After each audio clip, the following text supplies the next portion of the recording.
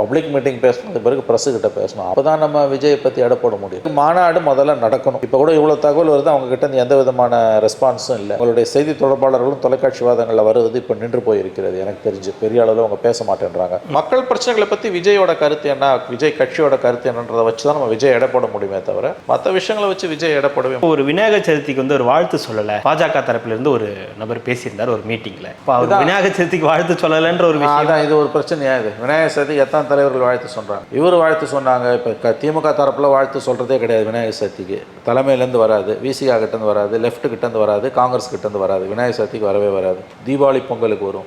BJP கூட்டணியில் வழக்கம் போல் வரும்.